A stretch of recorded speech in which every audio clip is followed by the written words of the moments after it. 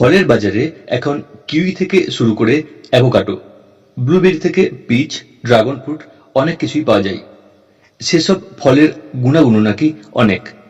তবে ভিনদেশি সেসব ফলের থেকে পেয়ারা কোনো অংশেই কম নয়। স্বাদের ব্যাপারে তো বটেই, পুষ্টিগুণেও এগিয়ে পেয়ারা। পেয়ারায় ভিটামিন সি রয়েছে প্রচুর পরিমাণে। ভিটামিন এ, বি1, 2, 3, 5, 6, ই এবং ফোলেটের পাশাপাশি নানা রকম খনিজও রয়েছে। তবে পেয়ারা কিন্তু সকলের জন্য নয়। রোজের ডায়েটে যদি পেয়ারা রাখেন তাহলে পুষ্টিবিদদের পরামর্শ নিতে হবে।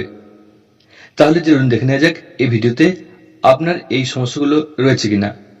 যদি থাকে তাহলে পেয়ারা না খাওয়াই ভালো। কোন কোন শারীরিক সমস্যায় পেয়ারা খাওয়া যাবে না? পেটের রোগ বা গ্যাসের সমস্যা।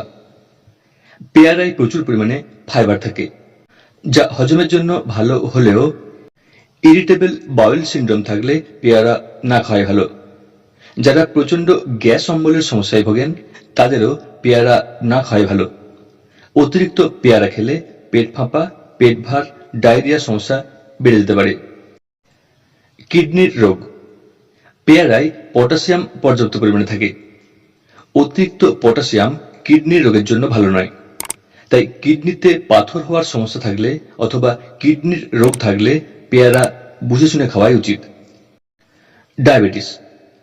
পেয়ারা ডায়াবেটিস নিয়ন্ত্রণে সাহায্য করে, কিন্তু অতিরিক্ত পরিমাণে খেলে হিতে বিপরীত হতে পারে।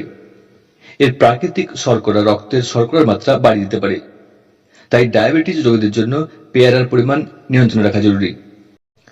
অ্যালার্জির ধাত থাকলে, সর্দি কাশি বা গলা ব্যথা থাকলে সেই সময় পেয়ারা না খাওয়াই ভালো।